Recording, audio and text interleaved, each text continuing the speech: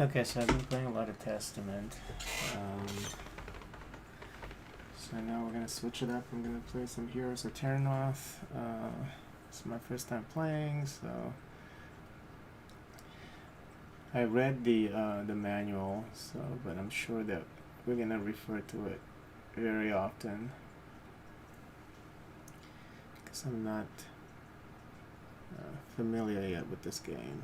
So. Alright.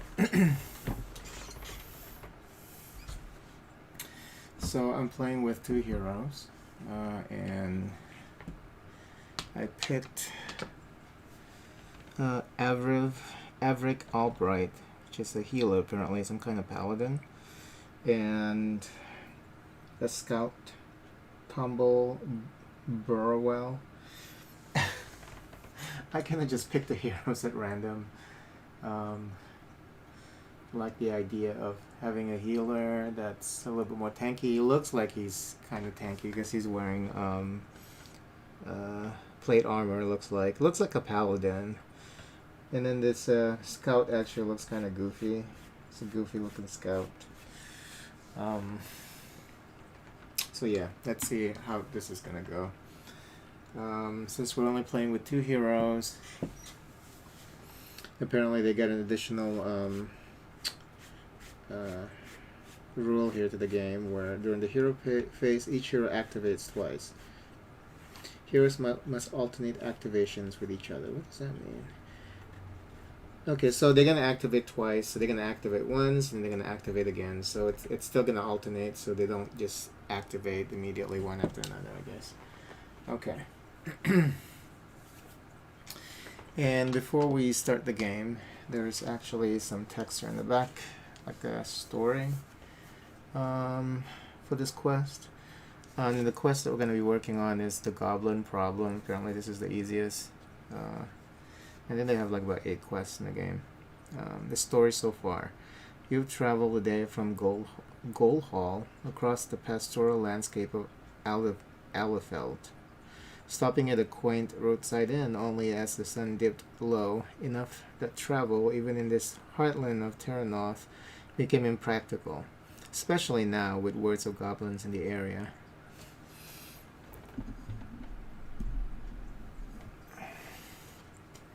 You've only just tucked into a modest supper at the inn when a haggard man burst through the door, clutching at a dark stain on the arms of his tunic. "Goblins," he gasped, sagging heavily against your table. "On the road, dozens. One of them says he's a king. You've heard of this self-styled king of all goblins, strong, devious, and just cowardly enough to keep himself alive. He may not be the worthy foe you imagine for yourself, but he'll be a good start." So that's the setup for this quest, the Goblin problem. Looks like there's a special rule for this quest. When the party travels to the final location, if Splig is in the Nemesis lair, spawn Splig in the shadows. Okay. So that's the setup. And the, what is this called? It's the,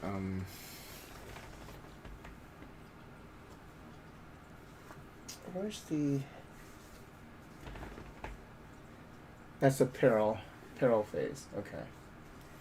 Alright, so like I said, this is my first time playing this game, so there's going to be a lot of hiccups.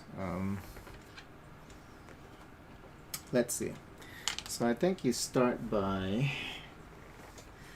well, when you arrive at a location, you're supposed to, let me see here, reveal the first location and spawn the enemies.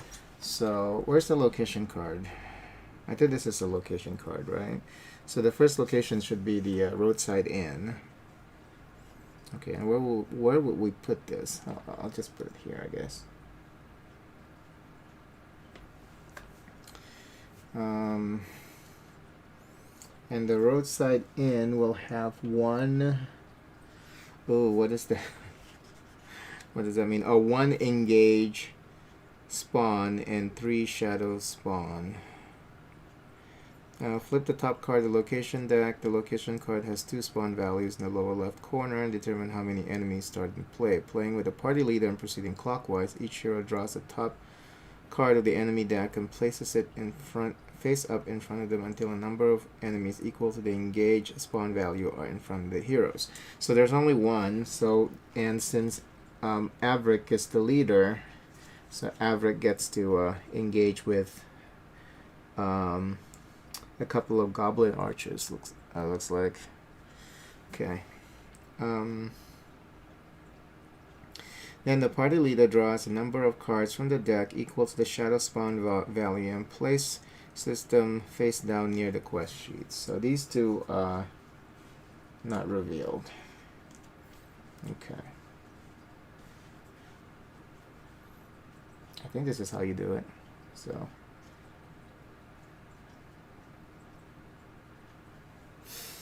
Okay. Now you're ready to begin your quest. Alright. So apparently we were just chilling at the inn. And apparently there's a goblin attack at this village. Oh, hold on. The roadside inn, there's also something there. At the end of the travel phase, each hero may discard one... what is the name of that token? One success token to recover one injury or wound. Okay, sounds good. So we need 6, what are those called? 6,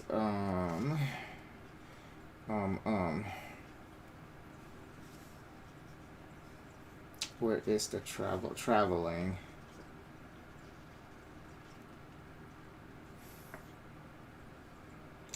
If they have fully explored the location, the party chooses not to travel. And how do we track that?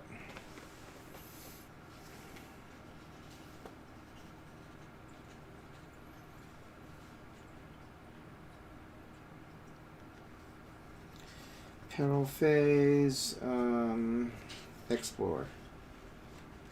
Oh, use explore location to reach new location. Location cards present. Please, okay. 1 progress token whenever you explore. So you need to have 6 progress tokens there for you to be able to move to the next location. Alright, sounds good. Okay,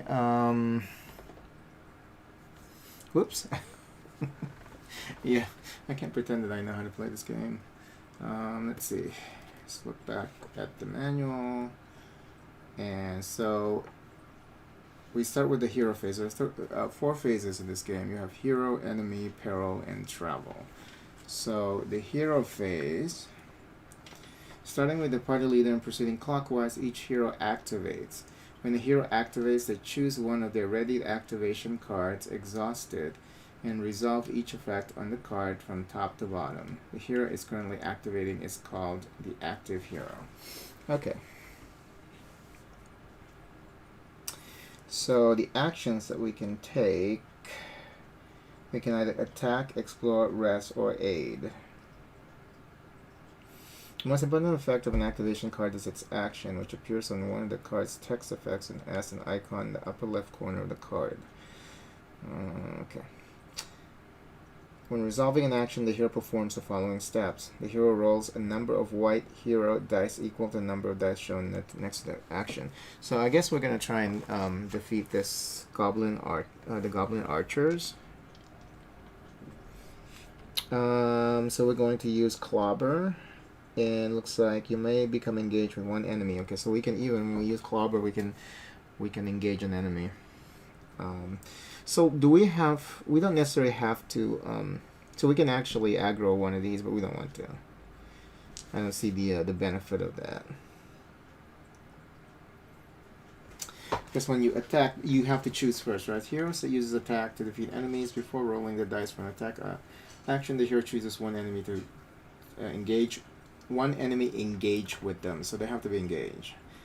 This enemy is the target of the attack icon.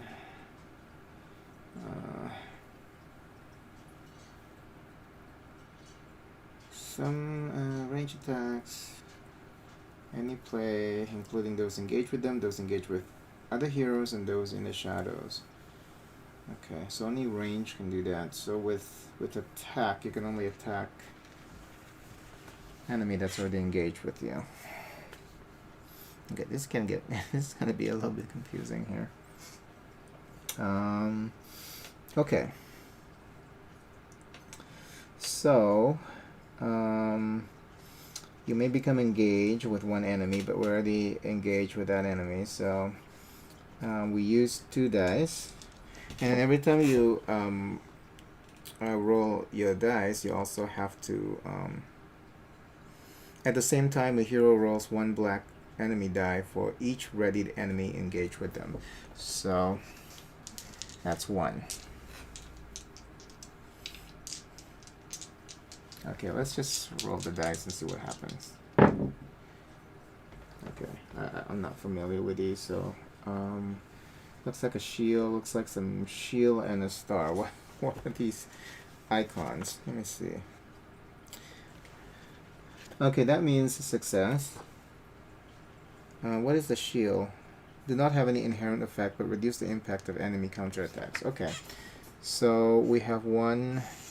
What does that mean when you have a success? Oh, it's just a success. Okay, so we have 1 success. How do we do this?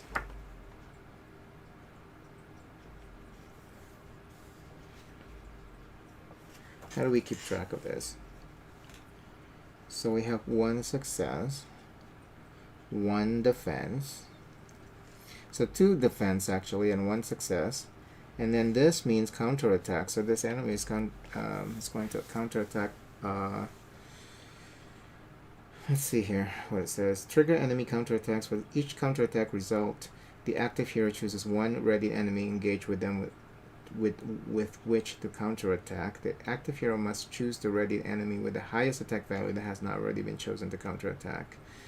The hero suffered a number of wounds equal to the enemy attack value of all counterattacking enemies. However, for each defense, okay, so that's where the defense comes in. So these goblin archers actually they attack for 2.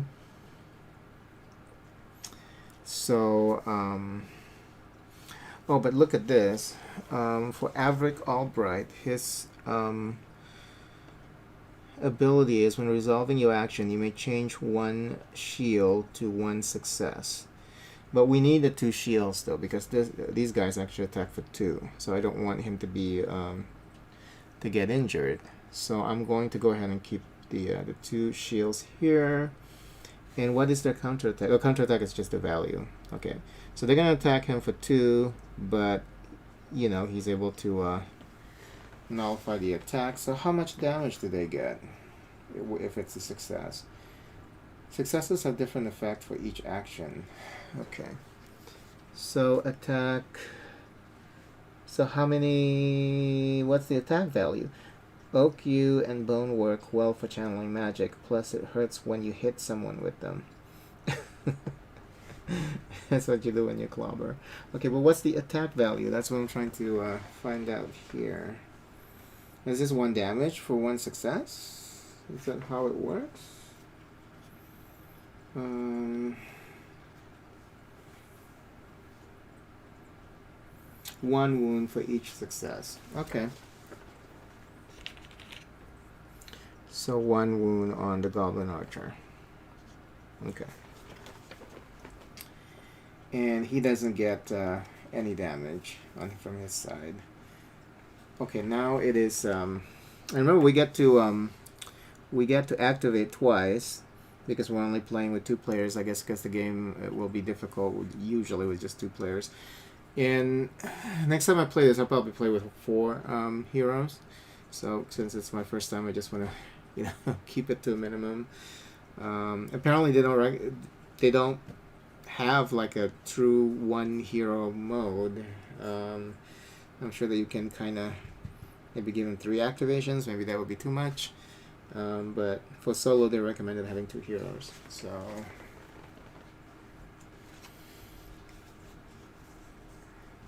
What is this plus 10 though? I don't know what this plus 10 is.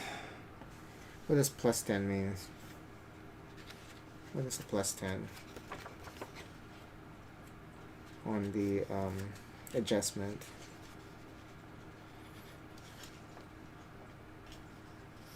Is it their health plus 10? That's cool. Let me see. Let me make sure.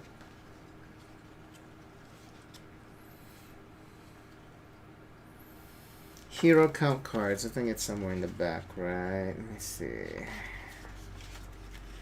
Hero count.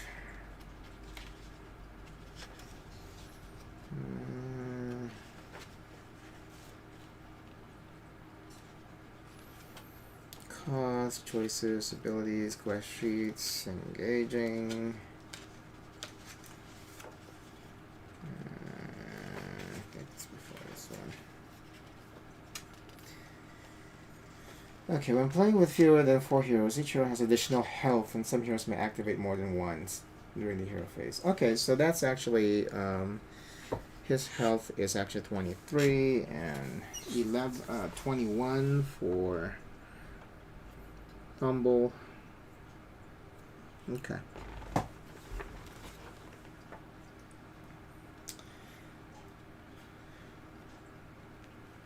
So when it is Tumble's turn, if he doesn't have any enemies engaged with him, what can he do? I guess then he can engage that enemy, right? Let me see. No, because attack uses heroes use attack actions if an enemy before rolling dice for the attack. The hero chooses one enemy engaged with them. This enemy is the target of the attack action. Some enemies have resilience. Some effects allow a target more than one enemy for their attack.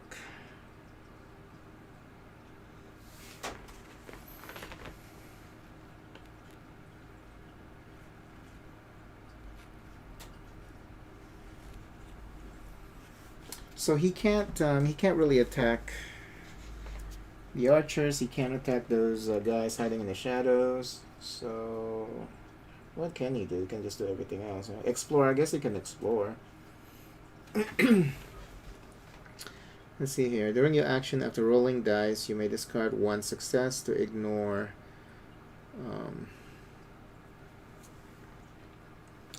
Do we gain this? Oh, claim, yeah. We actually get to claim one success after we attack. Okay. Okay, during your action after rolling dice, you may discard one success to ignore the result of one enemy die. Huh. But he doesn't have to roll for an enemy die, though, because there's no enemy engaged with him. Okay. Right? For each readied enemy engaged with them. Yep. Okay. So for him, then he should do. He should explore. So we can explore this map, or this area. Let's see here. 2 dice. Draw 2 exploration cards. Choose one to resolve and place the other one on top or bottom of the exploration deck. Okay, and the exploration card is that over there. Okay.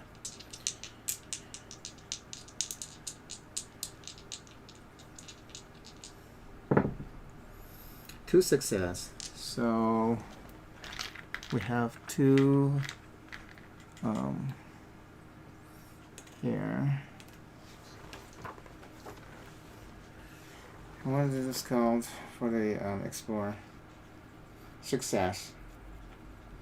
Progress tokens. So we have 2 progress tokens now for the location card, and then we get to draw 2 cards from the exploration deck, and we have a healing potion. As it says here, the little text is that we still have some daylight left. Much work to do. Kari Wraith Stalker. Okay. A healing potion or a mana weave rune. The mana weave rune, you may discard this card before or after a hero's activation. If you do so, the hero recovers one.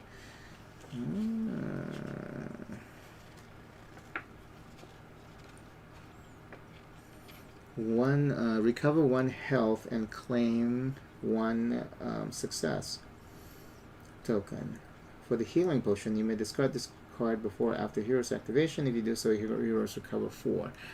I'll go with the mana weave because then it gives you also a success token. So I'll take that. And then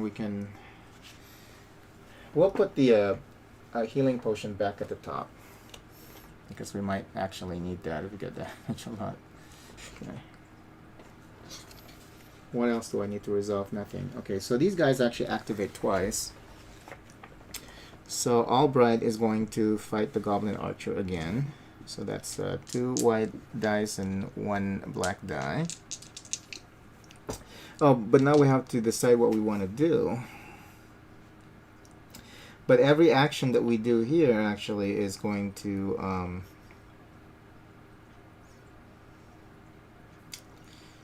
well, it depends on what it says on the enemy card, I guess. Enemy die.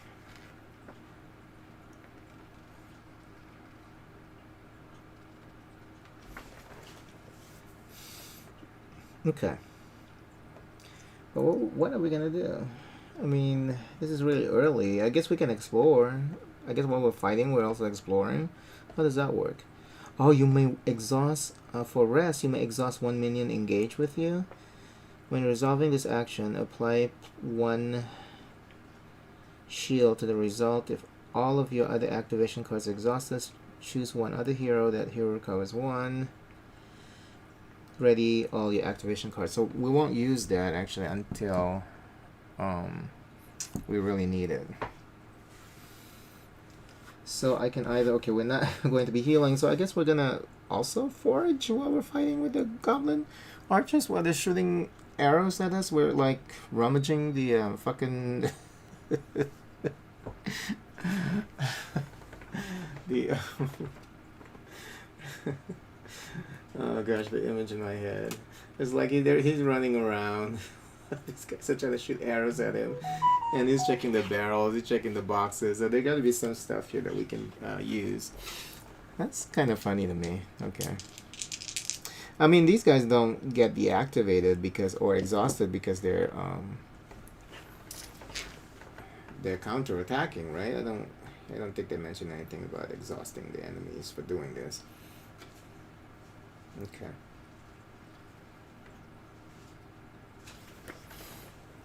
All right, let's do it. So forage, we roll 2 dice, and then we... oh, and then he's gonna get the health potion because the health potion is at the top. Okay, that's fine. Is there a skip a turn in this game? Let me see. I don't think you can skip a turn. No, you can't. You always have to choose one thing to do. Because I don't remember reading anything about skipping. So, okay. So he gets the health potion here. I mean the healing potion. We'll put that at the top. Okay. And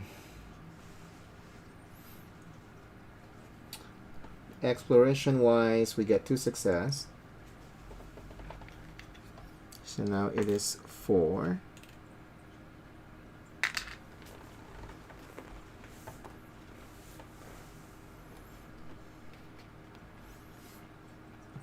But for the enemy die, we got this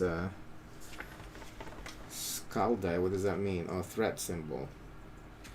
Activate special threat effects that some powerful foes in quest possess. A threat effect is the text next to the threat symbol. If 1 or more threat results are rolled, each hero resolves all threat effects in the quest sheets. Face-up cards in play. And face-up cards in the Nemesis layer. Wow. Okay, but let me see. There's no no threat on the actual enemy. No threat on the quest sheet. So that's just null. Okay. And then for him, oh yeah, this is kind of funny, huh? Because he's not doing anything.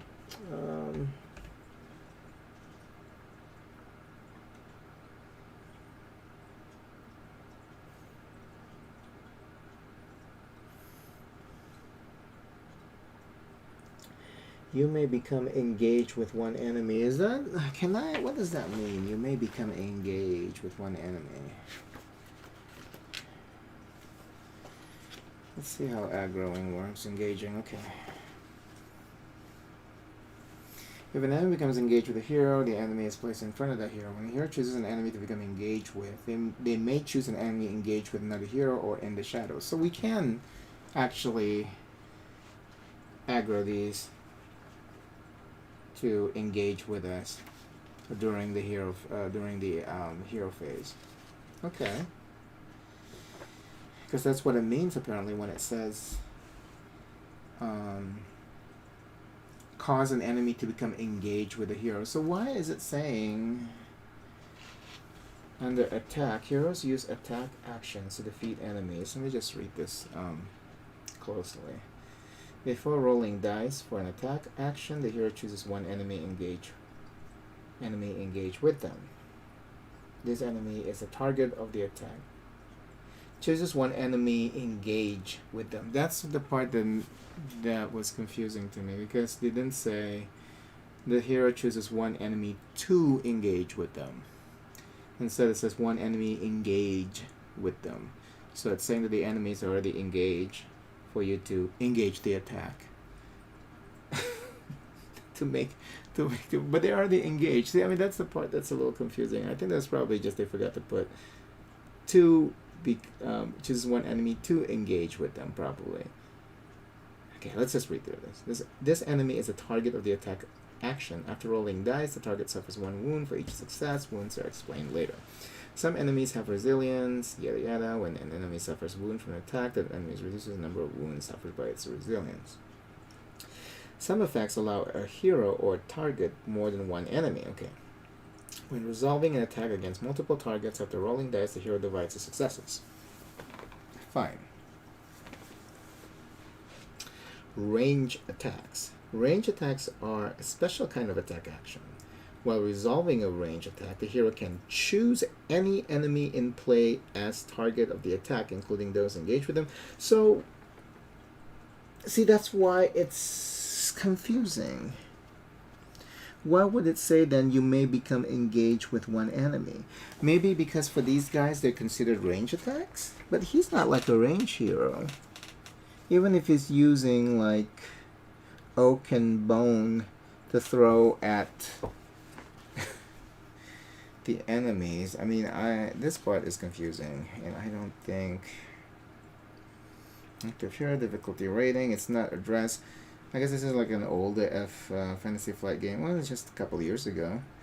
It's like I mean, the game is a little bit simple, but this part is kind of confusing. All right, let me read this again.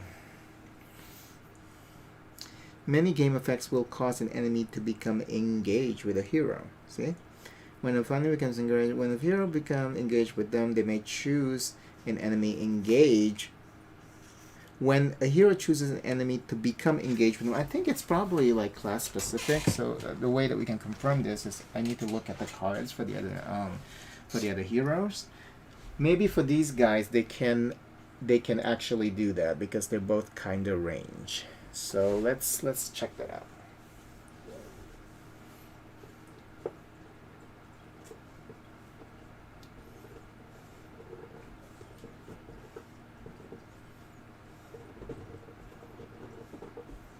See, this is why I generally prefer video games. Yeah, I just recently got into like board games, but you know, for you to be the one checking all these rules, you know,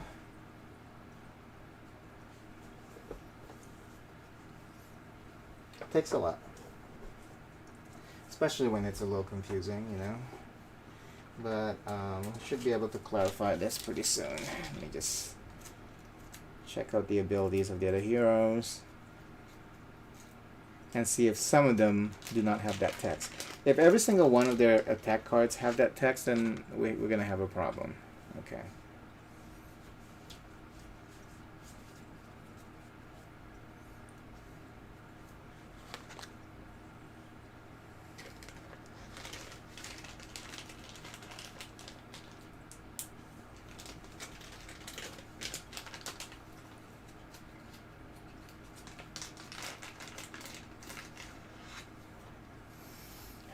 Okay, where are the freaking abilities? Fucking, these are the enemies. Where are the ability cards?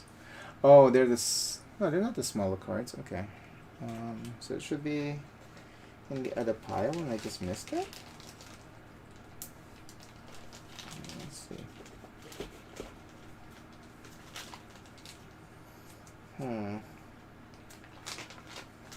This is a pretty thick pile, so I probably just missed it. Okay. Location. Oh, here it is. Okay. So, for the mage, for example, the arcane bolt, you may become engaged with one enemy. Oh, yeah, this is, hold on, because it says precise strike, but that could be like with daggers, right? So let me see. And then for, there's one more class, warrior, you may become engaged with one enemy. So how does that work then? Okay, this is very confusing.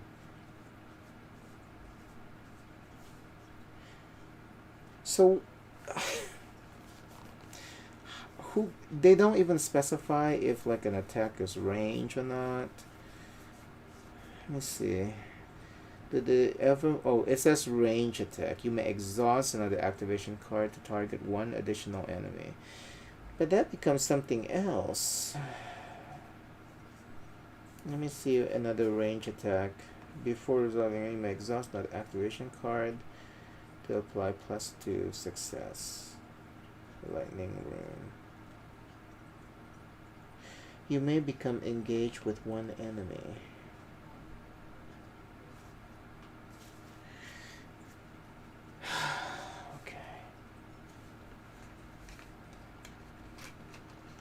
We're in trouble.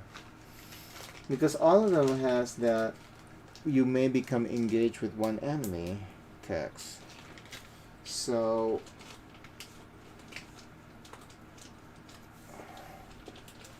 can they or can they not become engaged with an enemy? Because there are two conflicting rules in the rule book.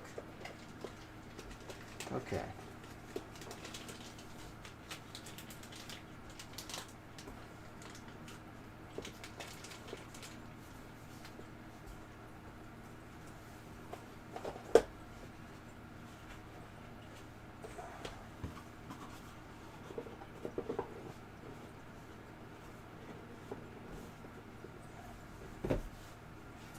Let's reread those portions.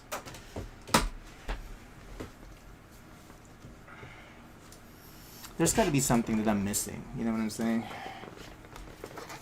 Because usually with FFG, they're very clear about their instructions.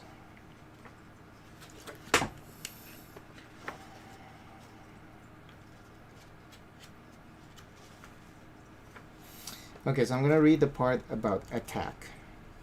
Heroes use attack actions to defeat enemies. Before rolling dice for an attack action, the hero chooses one enemy engaged with them.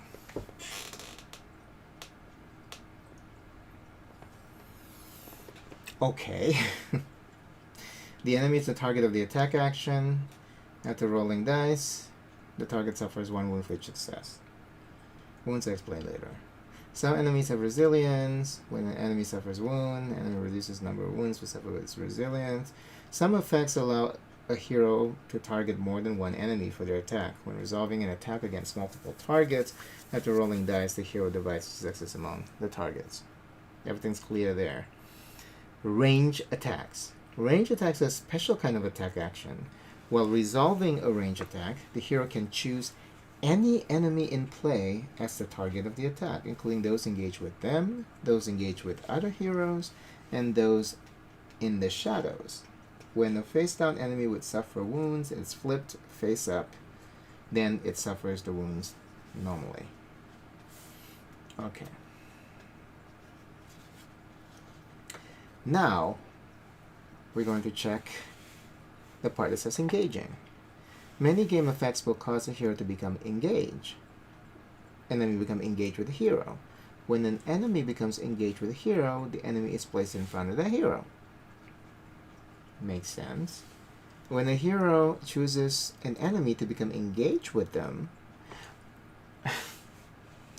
they may choose an enemy engaged with another hero, or in the shadows. See, and then when they explained that, they didn't even say when a hero chooses an enemy to become engaged with them only with range attacks. It's conflicting. Now it's saying that you don't have to have range attacks to engage with with an enemy. An enemy can only be engaged with one hero at a time. Okay, maybe this is the explanation I missed.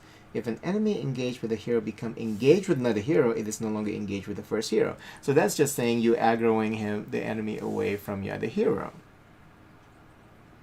But this is still conflicting with the whole idea of you can only aggro this enemy for Tomble to be able to use attack.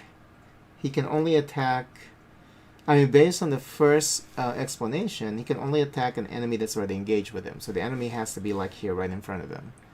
But based on this section that talks about engaging, it's just willy-nilly saying when a hero chooses an enemy to become engaged with, you may choose an enemy engaged with another hero or in the shadows without talking anything about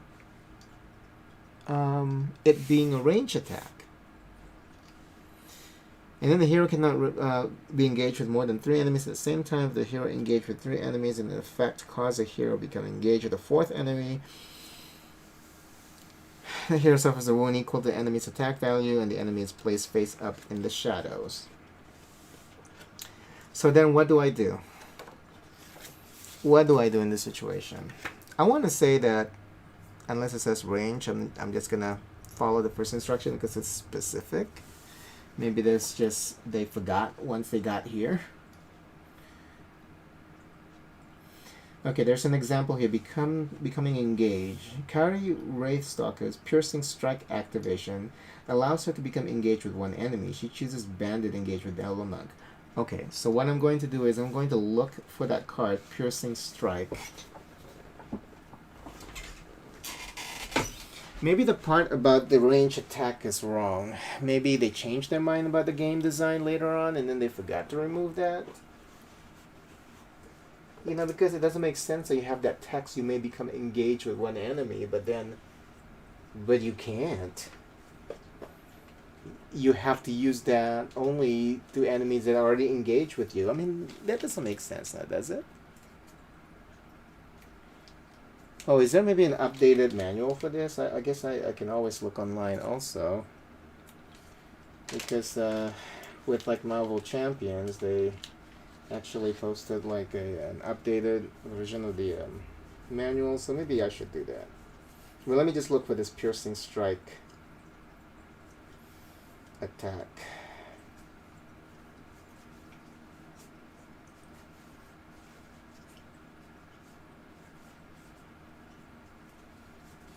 Let's see if I can find it.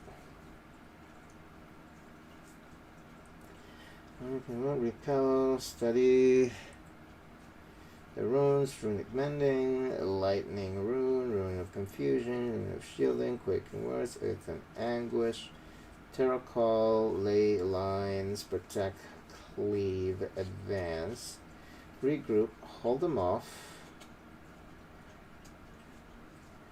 oath of honor, forward, inspiration, provoke, skullcracker, out of my way. Where's Piercing Strike?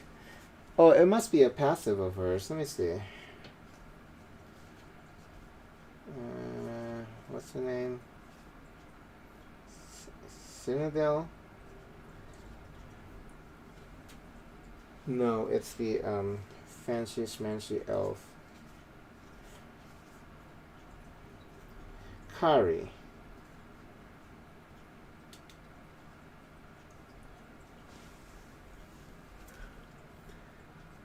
Piercing Strike activation card. I don't even see this Piercing Strike though. Where is it at?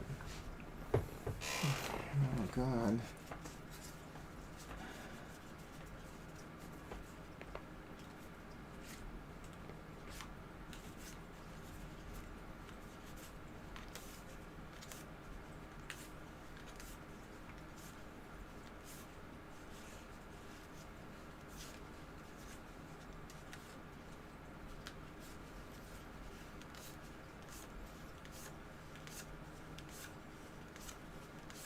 There's no piercing strike.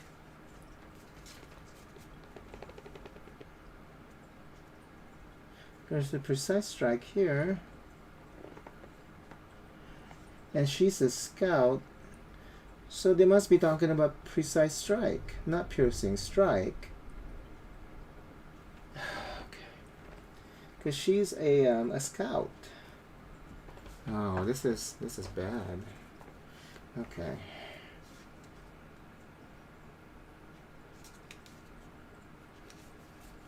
So they must be talking about precise strike.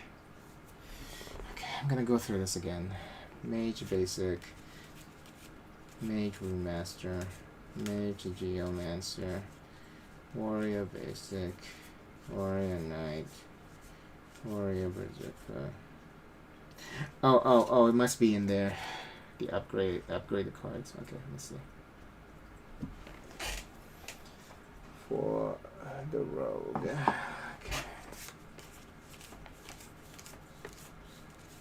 There's no piercing strike.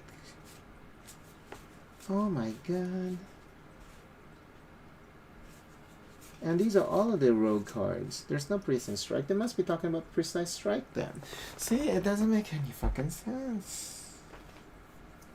Okay, let's check online and see if there's an updated rule book.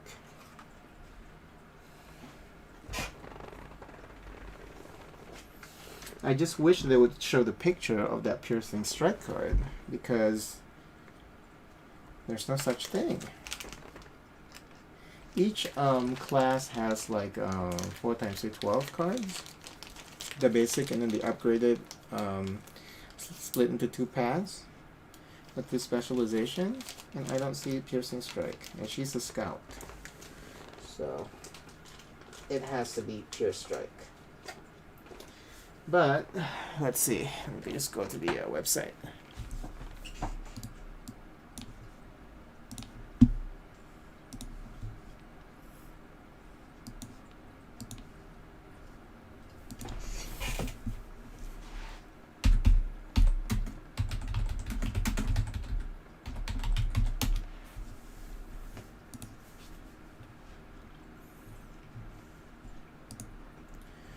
Okay, there's a rule book 2018. It might be the same book though. It didn't say updated or anything like that.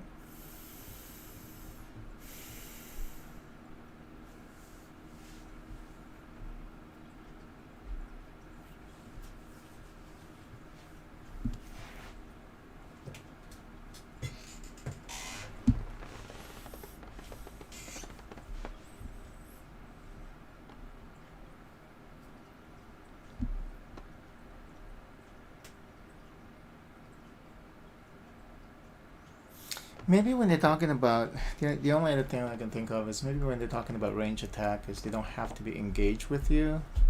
When you use your range attack, they're just going to suffer damage. Maybe that's what they mean by that. Okay, yeah, no updates. But they're saying, you know, based on this example, I just wish that they would show the card that's being used, so I can confirm that it was indeed a like an error. Piercing strike activation card. It's not piercing strike, it's pierce strike. And from the example, she can use pierce strike, aka piercing strike, to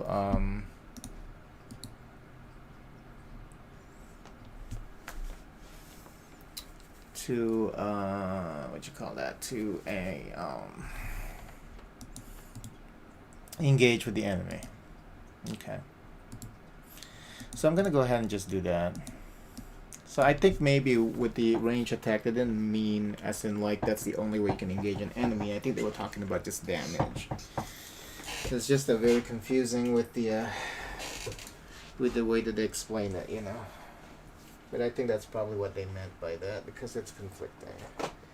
It doesn't make any sense that every single one of these attack cards have that text. So what I'm going to do is we're going to go ahead and have them attack the Goblin Archer. So this Goblin Archer is now engaged with, or the Goblin Archers will be engaged with Tomble. Yeah, that's probably what it means, because it's like if you have a range attack, you don't have to be engaged with the enemy. The enemy can still be fighting the other hero, but you can just damage them. That makes sense. Okay. So Tomble is going to use Precise Strike. And you become engaged because you're using this, and then you attack with 2 dice. Quick, nimble fighters favor lightweight weapons of good Terrinoth steel, or better yet, or even better, the silver and moonstone weapons of elven make. Okay. The flavor text. Oh, we didn't read the flavor text for the Goblin Archers, right? Goblins are cowardly, but avaricious lot, and won't back down from enriching themselves if the odds are in their favor. Okay. Ooh, we got a crit. Is it a crit? And a success. When you crit, I think you add 1 success to the action, and then each die showing a critical success is rolled again. And the new results are resolved as well. Okay, so now we have 2 success. And again, they have the threat here for the enemy die that doesn't mean anything. So we get to roll the crit again. And it's just a shield. Okay. So these Goblin Archers are still alive. Okay. And now that we both have activated twice, we move on to the next phase, which is the enemy phase. And let's get to that page.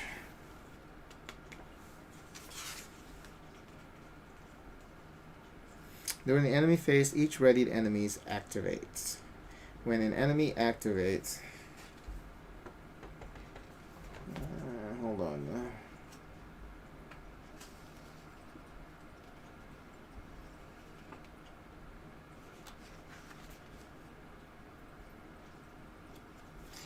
When an enemy activates, it may move to a different position, attack a hero, resolve other dangerous effects. After an enemy activates, its card is exhausted. Okay. Choosing enemies. Starting with the leader and proceeding clockwise, each player chooses and activates 1 enemy.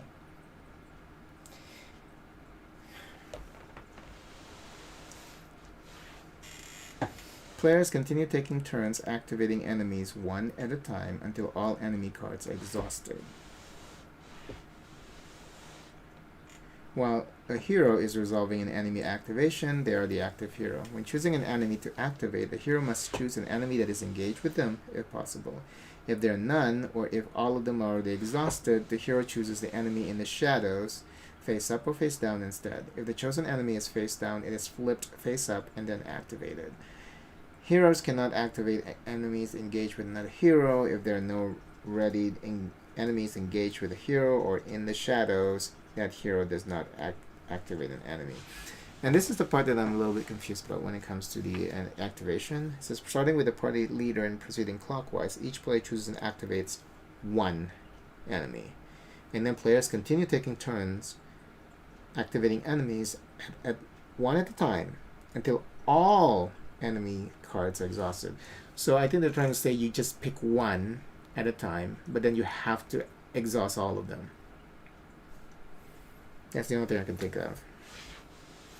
In choosing an enemy to activate, you must choose an enemy that's already engaged with you, or you can get the ones in the shadows. Okay.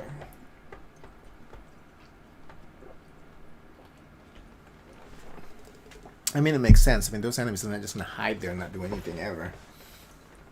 Okay, starting with the group leader. He can't engage with Goblin Archer. I mean, this is the enemy's turn. So we're going to pick this one to activate for Albright. And it's another pair of Goblin Archers here. And the Goblin Archers is going to use aim shot. So that's if this enemy is in the shadows, the hero with the fewest engaged enemies suffer 2 wound. But it's no longer in the shadows because it's engaged with Avric. Right? Let me check. Yeah, because it's flipped, faced up, and then activated. Oh. Or it's just activated, it's not engaged. It's just activated, so it is in the shadows. So it's right here.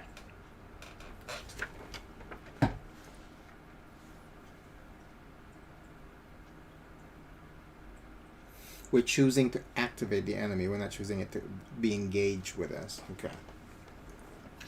So the heroes with the fewest engaged enemies suffers 2. So that will be Avric, actually. So Avric suffers 2 damage, which is not bad because we have a lot of health. We have 23 health. Okay.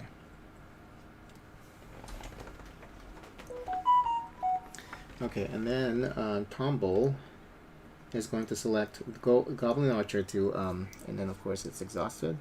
Goblin Archer to activate, and the Goblin Archer is going to do the same thing, but it's going to hurt him for 2 damage. Okay.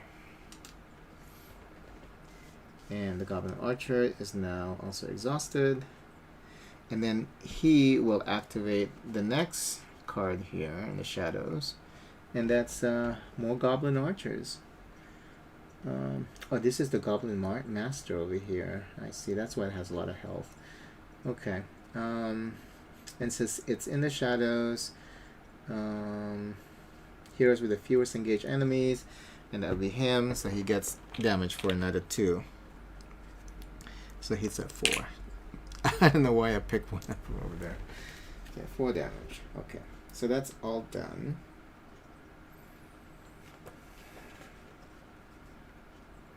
Oh.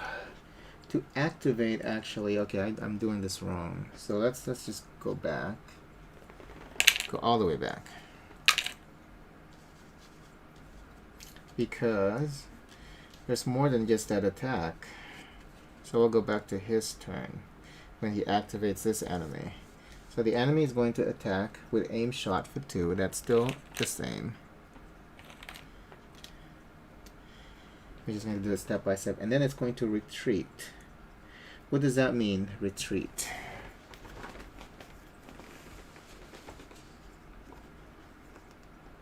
The enemy is placed face up in the shadows. So they just go back here instead of being engaged. Okay, got it. And inflict. The hero engaged with the enemy suffers a number of wounds equal to the enemy's attack. If the enemy is in the shadows, the active hero suffers the wound. Okay, so he still gets damage. So he gets another 2 damage. I mean, 1 damage now for inflict. So he's at 3 actually right now. Okay, so he is going to activate the Goblin Archers here. So aim shot again, that's 2. And then this thing is actually going to retreat. That's 3. I mean, I still have that. And then inflict. And he's the active one, so inflicts 2. So he's at 4 damage. And then now, Avric has to activate. Oh, and then these are all, of course, exhausted. Okay. Avric is going to activate this one. 2 aim shot at him. Oh, that's a lot of damage. And then retreat. And then inflict 1. Okay. 6 damage. And then this enemy is also exhausted. Okay.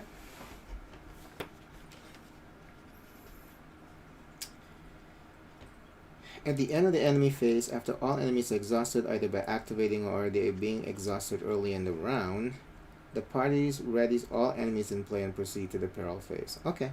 So the exhausted there is just to show that it's that we've already activated them. So at the end of that phase, they go back up. Okay, makes sense.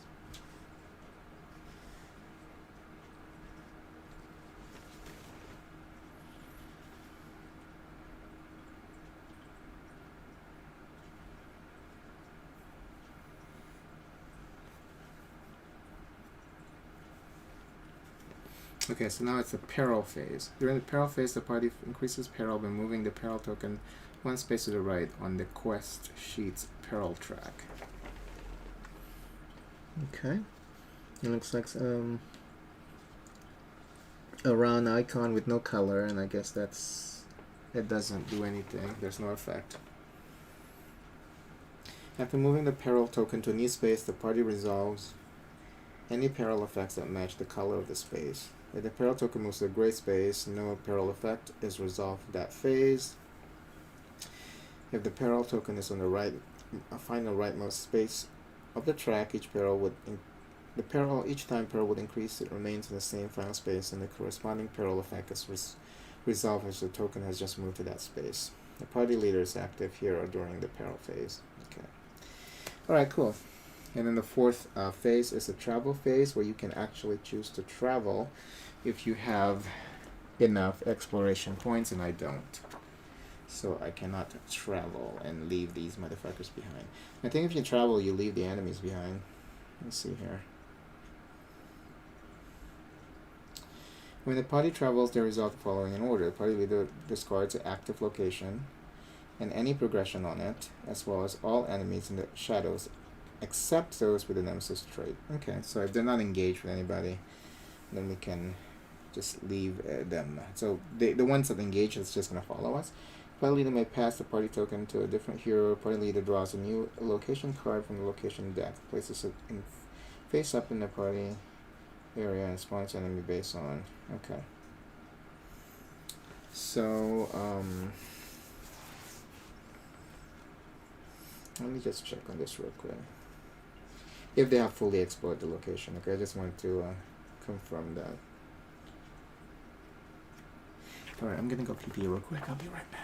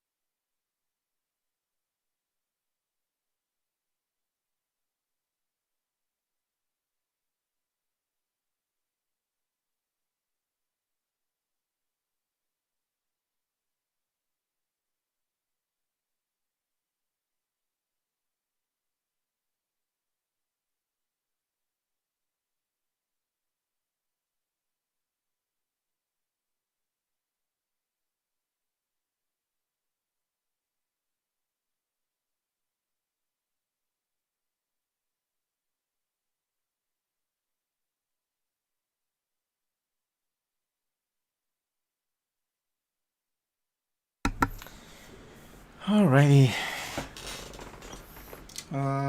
Okay, so now we're back to player phase.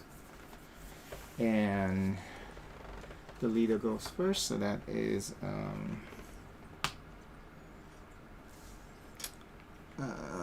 Avric.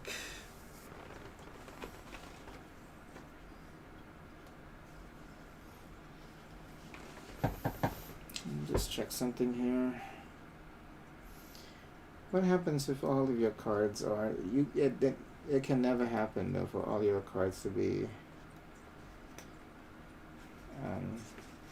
exhausted, right?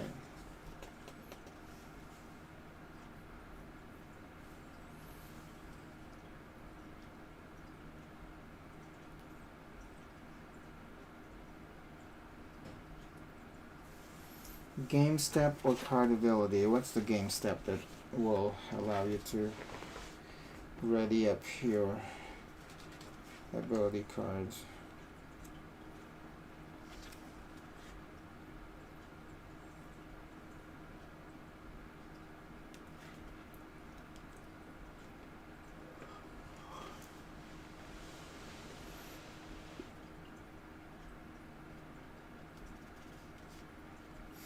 After all phases of the round are resolved, the party resolves any effect that occur at the end of the round, such as an effect on some quest. Oh, I don't think this one has one. The party leader's active hero are resolving end of round effects. After all the of round effects have been resolved, the heroes start next round with another hero phase. Okay.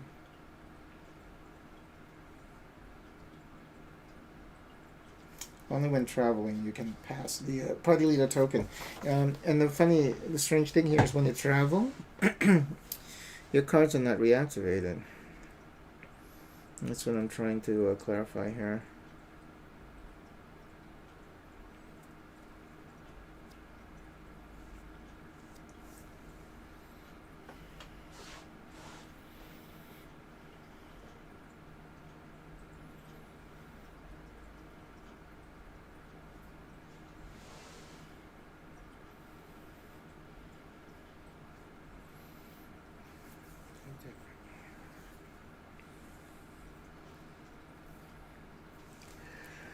Yeah, it doesn't say anything about reactivation of your cards. So you can only reactivate using rest.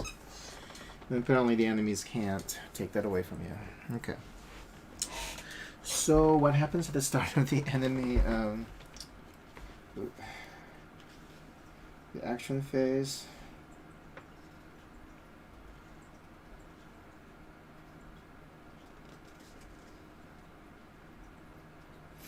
Okay, so now we can choose who we want to engage with. Okay.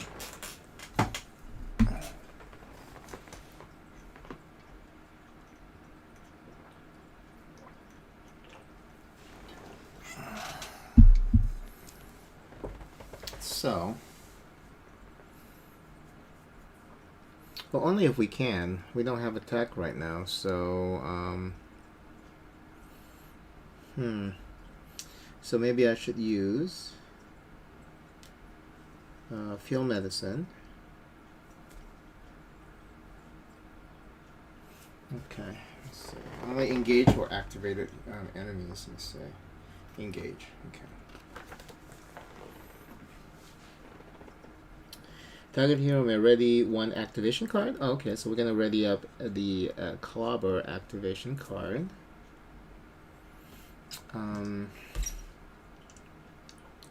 Target hero recovers 2.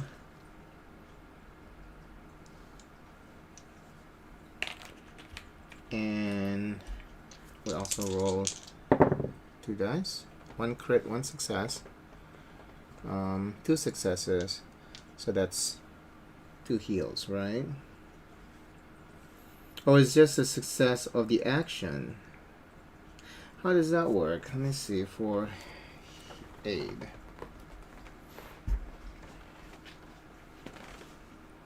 Heroes use 8 actions to help other heroes. Before rolling dice for the 8 action, the hero chooses another hero. Oh, we can't heal ourselves? Okay.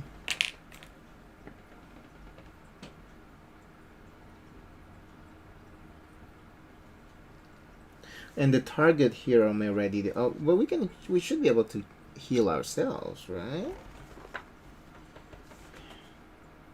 To help other heroes. Very specific. Before rolling dice for the 8 action, the hero chooses another hero. So we're going to choose him then. This hero is the target of the 8 action. For each success, the hero claims 1 success token. I see. Okay. The hero can have up to 5 success tokens in the play area. Okay, so actually... And what are we using the success icon for? Success token.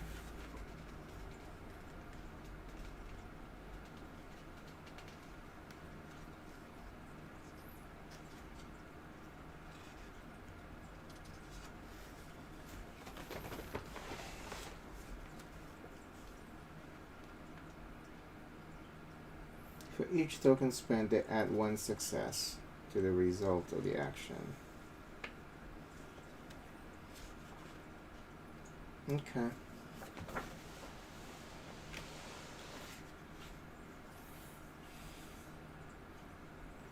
That's it. And max is 5. Okay, interesting. Okay, so that means that we're going to heal. We're gonna so that's 2 success, 1 crit. So that's 2 success and an additional roll.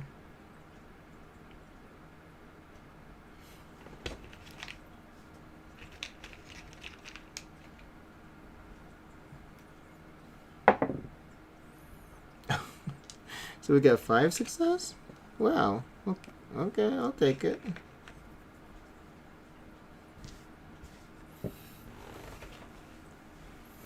And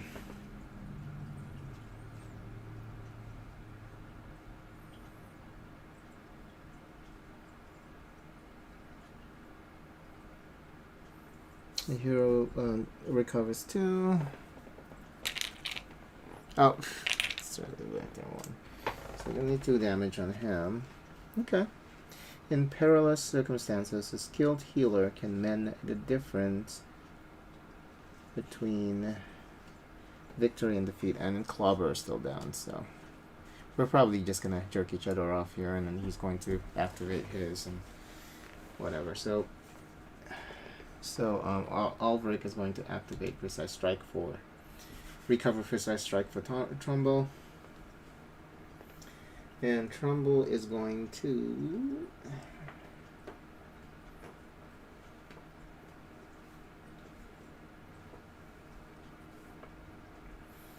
hey, oh, he can only he can only get his abilities back by heal thyself.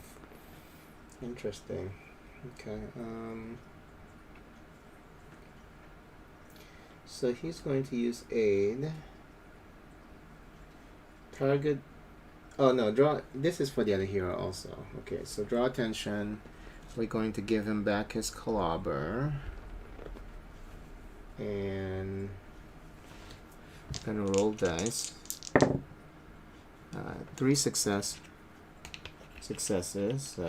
So he has 3 success tokens now.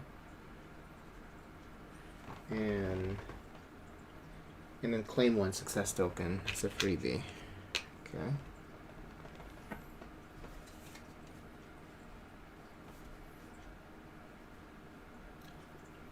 Okay. It doesn't even heal. Draw attention is just to draw attention.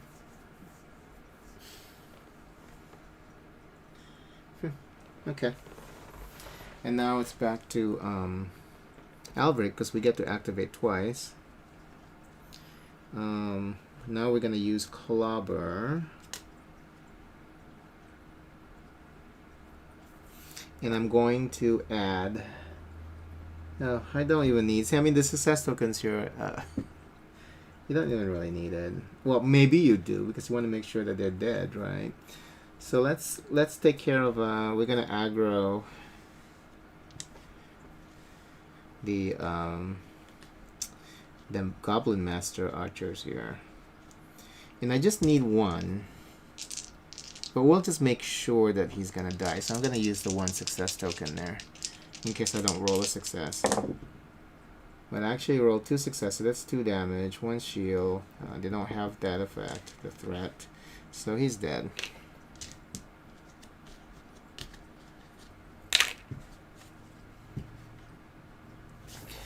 Okay. And now Tomble is going to do the same thing. We're going to try and eliminate this guy, these guys over here. I'm just going to go ahead and use 2 tokens to make sure that they're dead if I don't roll any successes. I actually rolled 3, would have been fine, but we just wanted to make sure. Oh. So that's dead. Okay, so now it is the enemies. Now it's the what's the second phase? Enemy phase. And the leader is going to activate the Goblin archers. Going to use 2 damage. Wow, 2 damage to him. That's already what? 6, 7, 8, 8 damage. And then he's going to retreat and then inflict 1 to him, so 9 damage.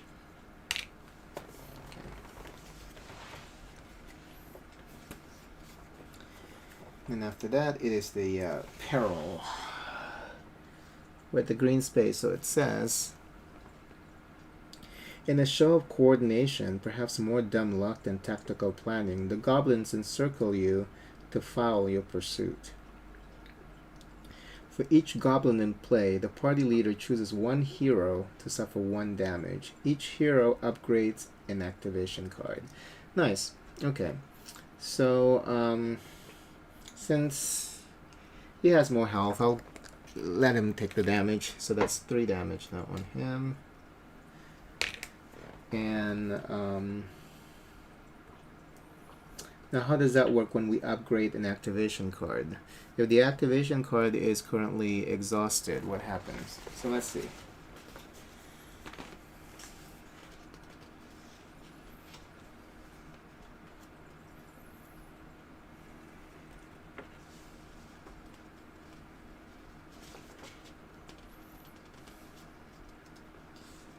I remember reading this actually. I think it stays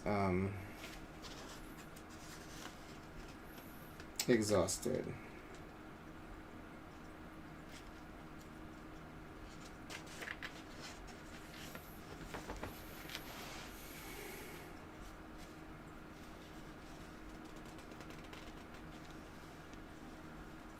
But when inside the hero's activation, if all 4 of the activation cards are exhausted, that hero suffers 2 wounds and readies. Oh, okay. So it is possible to get there.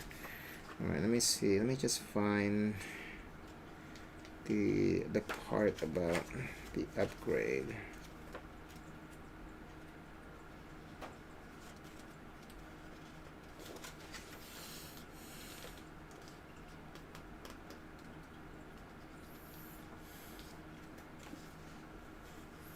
Each hero starts the quest with a set of basic activation cards, one for each of the 4 actions. Each hero type also has several sets of advanced activation cards. The advanced versions of each activation card include same action as the basic versions, but come with new potent secondary effects.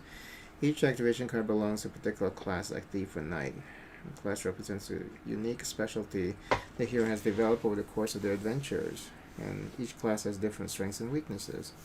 When prompted by the current quest, each hero upgrades 1 basic activation card, replacing the card with an advanced version. The replaced card is returned to the game box.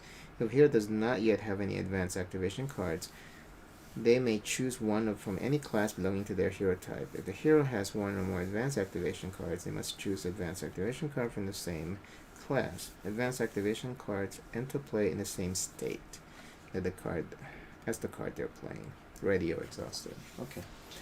So, for him, let's just check our options. So we can become we can specialize as a thief or a wildlander.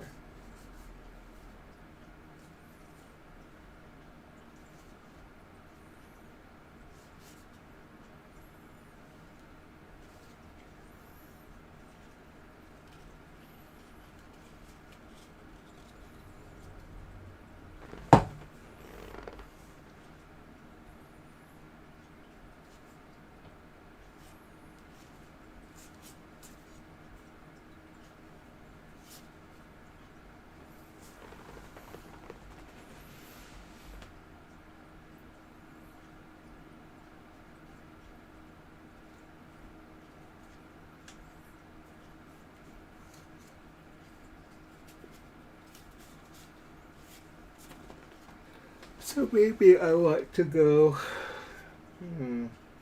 These options. We'll just upgrade the damage. So I'm going to take Fan of Knives. So we're gonna specialize as a thief. Okay, and then for Avric,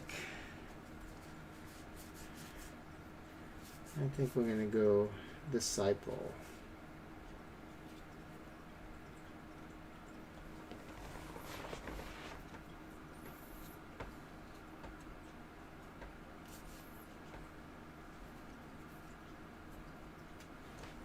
Ooh, he can actually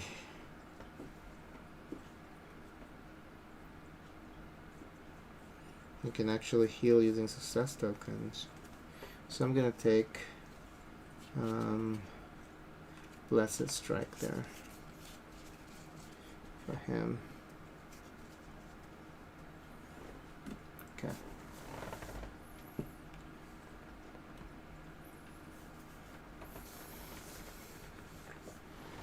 Okay, and after that is what? Travel phase, and we can't travel yet. We're still at 4. Okay. We're running out of enemies.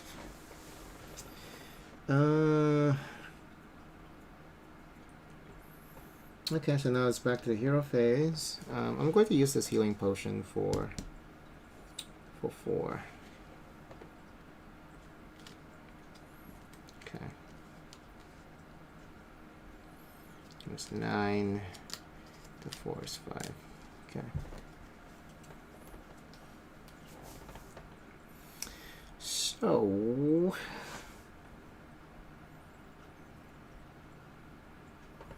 well, somebody needs to damage the goblin archers here.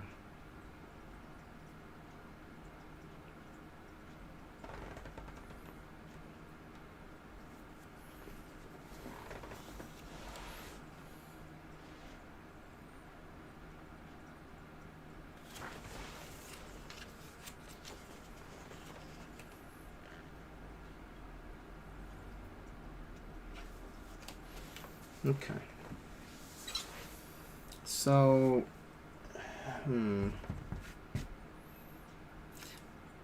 oh, he can't even use that anymore.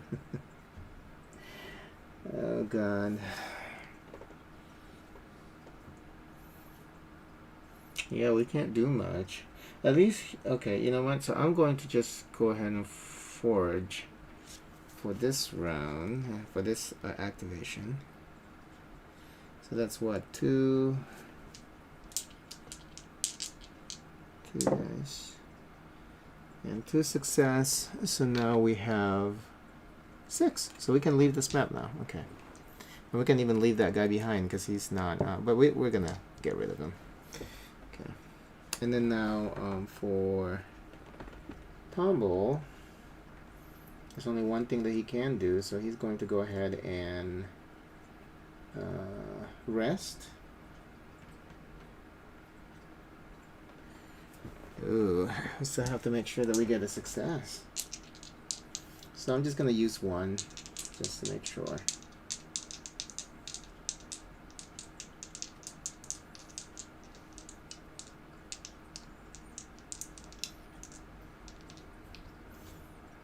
If all of your other activation cards are exhausted, choose 1 enemy in the shadows and the enemy should suffer 1 damage. Nice.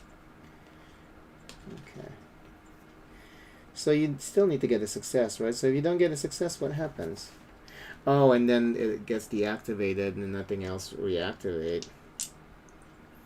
And how does that work?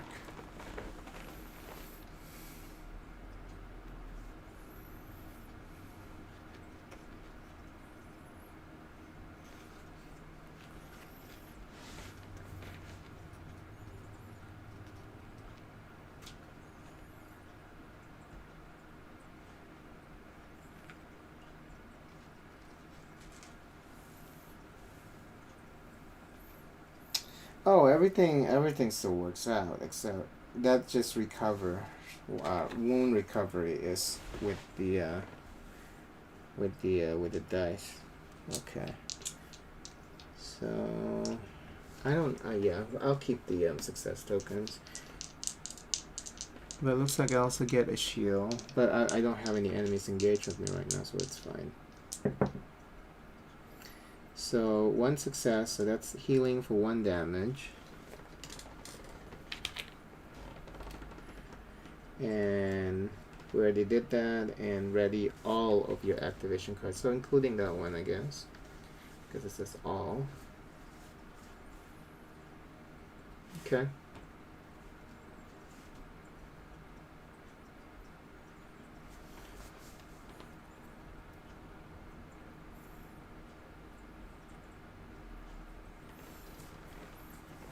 Okay, so now it is his turn, and he's going to use Heal Thyself.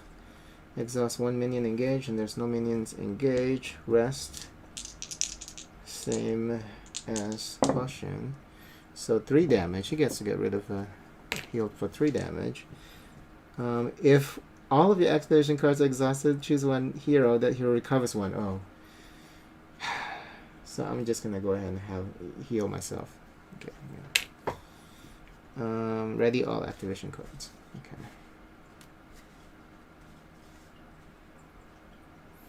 So now he's going to go ahead and attack that stupid Goblin Archer.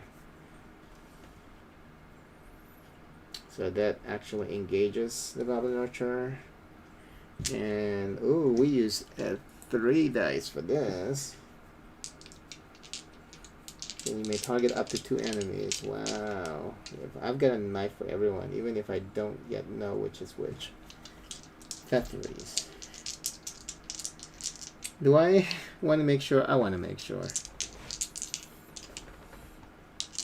So because he's engaged. Wow. 2, 3, 4. 4 successes.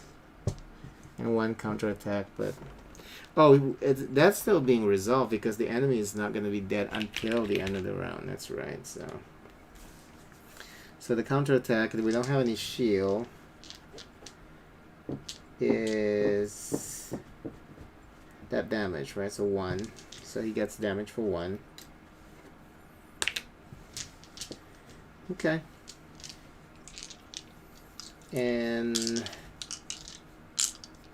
yeah, we still go through all of this, right? Until the very end. Let me make sure. Cleanup. Oh, no, at the end of the action phase, or the hero action phase. Resolve enemy dies. The hero checks if any heroes or enemies have been defeated during the action. A hero or...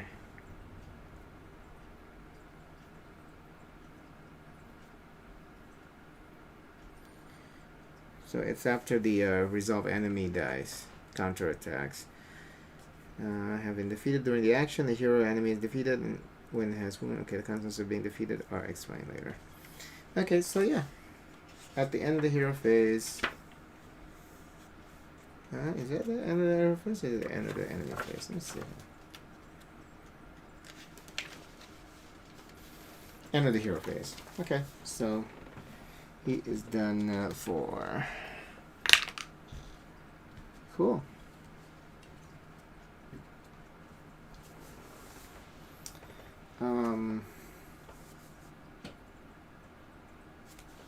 We still have to get the travel action, and since we didn't, none of us actually did, and that can only be done during the travel phase. Travel phase is after the peril phase, so we still have to face the peril. But there's no effect here, so fine. And then now it's the travel phase, and we can travel, so I'm going to go ahead and do that. And now we are at the Dark Forest. At the end of the travel phase, the party leader rolls 1 enemy die. On a success, he or she becomes poisoned. On a threat, spawn 1 enemy face down in the shadows. Wow. Okay. How does that work with the enemies that we have? Spawn 1 enemies face down in the shadows. Do we just get it from this pile? I guess so. Okay. So with this, we get 3 enemies engage with us immediately. I'm gonna make sure. It's so hot in this room.